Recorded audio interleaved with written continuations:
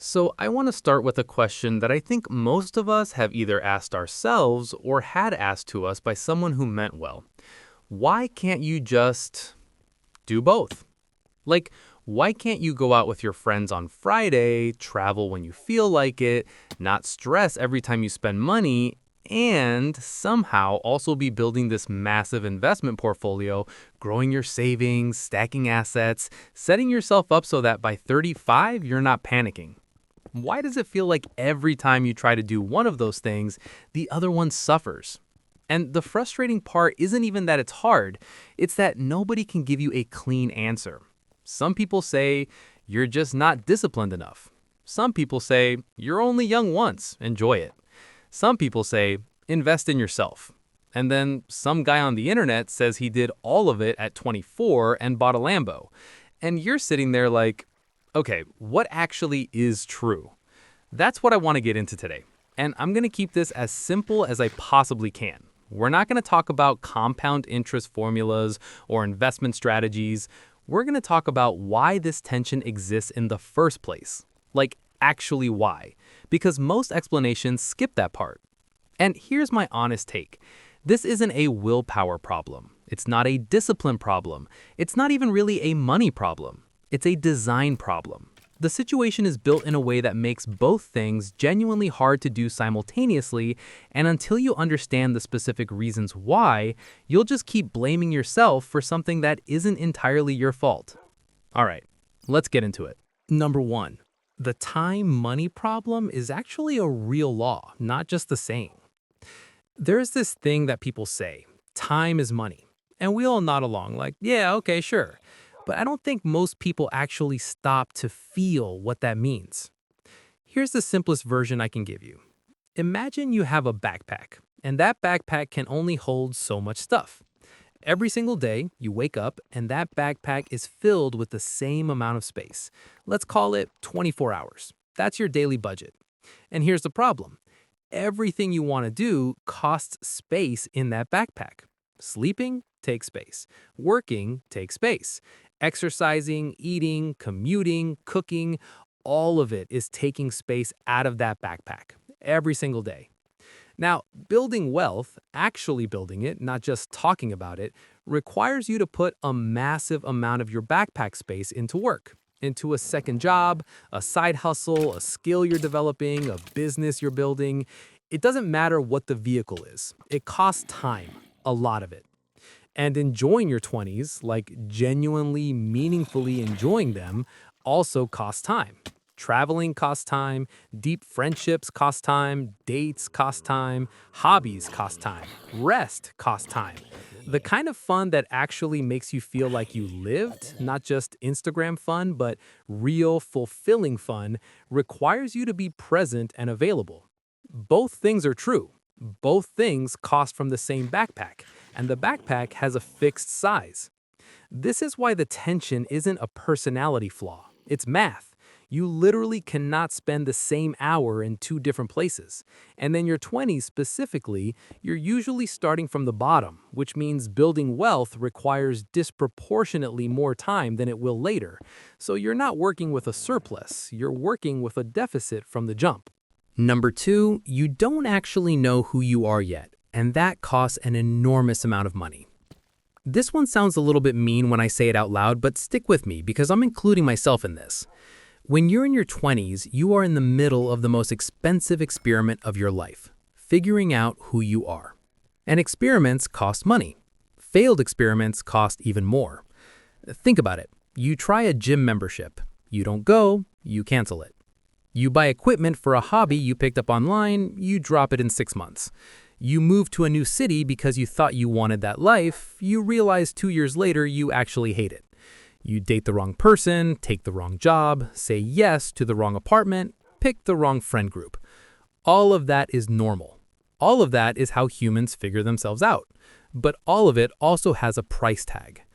I have a friend, and I've watched this happen in real time, who spent probably 2 solid years trying on different versions of himself. Gym guy, foodie, startup person, social justice person, world traveler. And each version came with its own spending pattern. And none of it was wasteful exactly, because that's genuinely how he was figuring out what mattered to him. But it wasn't cheap either. This is what I call the identity tax. Your 20s have a mandatory identity tax built into them, and it shows up in your bank account whether you're aware of it or not. You're spending money to try things, to see what fits, to make choices and then discover they were the wrong ones. And this is fine. Genuinely, this is part of the deal. But it makes building wealth almost impossible to do efficiently when you don't even have a clear enough picture of your own values to know what you're actually optimizing for. You can't build towards something when you don't know what the thing is yet. Number 3, the people who look like they're doing both, they're not. Let me say this as plainly as I can. The person on your screen who's 25 years old, looks like they're traveling every month, posting from fancy restaurants, showing you their investment app, and claiming they're on track to retire by 32, they are performing. At least one of those things is not real. Either the travel is funded by debt or a family subsidy they're not mentioning, or the investments are smaller than they look, or they're deeply burned out behind the camera and calling it discipline. Or, and this happens more than people admit, they're making money specifically by selling the idea that they have it all figured out, which means their income depends on you believing the image. None of this is said to be harsh about those people. Some of them are genuinely talented, but the image they're projecting is not a real life you can reverse engineer. Here's why this matters. When you spend time comparing yourself to a carefully curated illusion, you start to feel like the problem is you, like you're the only person who can't seem to crack the code, like everyone else is somehow living a full life and building wealth and sleeping well and going to the gym and having great relationships, and you're just failing at all of it. And then you either swing into hardcore hustle mode, grinding yourself into dust and losing the enjoyment part, or you swing into you only live once mode, spending freely and losing the wealth part. Both are reactions to a comparison that was never fair to begin with. The comparison trap is not a motivational problem, it's a perception problem. And in your 20s, when your identity is still being formed, you are the most vulnerable to it. Number 4. There are two gangs fighting inside your head at the same time, and they both think they're right. Okay, so imagine this. On one side, there's what I'm gonna call the hustle gang. This is the voice in your head that sounds like every productivity influencer you've ever watched. It says, sleep is for the weak, your 20s are a critical window, every dollar you don't invest today is a dollar you're throwing away. Fun is something you can have when you're old and rich. On the other side, there's what I'll call the YOLO gang. This is the voice that sounds like every friend you have who seems happy. It says, you could die tomorrow. Money comes and goes. You'll never get these years back. Loosen up. Experiences are what matter. You're only young once. Most people in their 20s are not fully in either camp. They're somewhere in the middle, getting pulled in both directions all the time. And the psychological cost of that constant pulling, the guilt when you spend money having fun, the FOMO when you stay home to work, is genuinely exhausting. What makes this even harder is that both voices are technically right about something. The hustle gang is right that time in the market matters and that small decisions compound over years. The YOLO gang is right that relationships, experiences, and rest are genuinely important, and that burning yourself out in your 20s has a real cost that shows up later. The problem isn't that one voice is wrong. The problem is that you're running both operating systems at the same time, and neither one is dominant. So you end up doing a half-hearted version of both, spending enough to feel guilty and saving enough to feel restricted. You get the sacrifice without the wealth and the frugality without the fun. Number 5. Your body and your bank account don't peak at the same time, and that's genuinely unfair. Here's something I think about more than I probably should. Right now, in your 20s, your body is probably at or near its physical peak. Your energy is high, your recovery time is fast, your metabolism works. You can stay out until 2 a.m. and function at 9 a.m. You can travel rough, hostels, overnight buses, sleeping in airports, and it's actually kind of fun. You can try physically demanding things without your joints staging a protest the next morning. But your bank account, your financial resources, your investment base, that's nowhere close to its peak. You're probably at or near the bottom of your earning curve, which means the time in your life when your body is most capable of enjoying physical experiences, travel, adventure, activity, spontaneity, is also the time when you have the least financial resources to fund those experiences. And it goes the other way too. By the time you've genuinely built wealth, usually somewhere in your 40s, 50s, you have the money, but the energy equation has shifted. You're not going to go backpack through Southeast Asia the same way at 52 that you would at 24. Not because you can't, but because it hits different. I'm not saying this to be depressing. I'm saying it because it explains something real. The peak of your physical experience capacity and the peak of your financial capacity don't overlap. They're offset. And that offset creates a tension that no amount of willpower solves. It's just the structure of a human life. Number 6, the goalposts move constantly. And that's by design. So let's say you do commit. You pick the wealth track. You grind, you save, you sacrifice, you hit your first milestone. Maybe your first 5,000 saved, your first 10,000, your first 20. And here's what actually happens. Instead of feeling like you've arrived, you adjust. The goalposts move. Because now you know more than you did. You know that 10,000 is not enough. You've read more, you've learned more. The number in your head that counts as financially secure has grown. So you keep going. And meanwhile, on the other side, the people who went the enjoyment route, some of them have beautiful memories and no savings. Some of them have figured out how to earn more by their late 20s and are just starting to build now.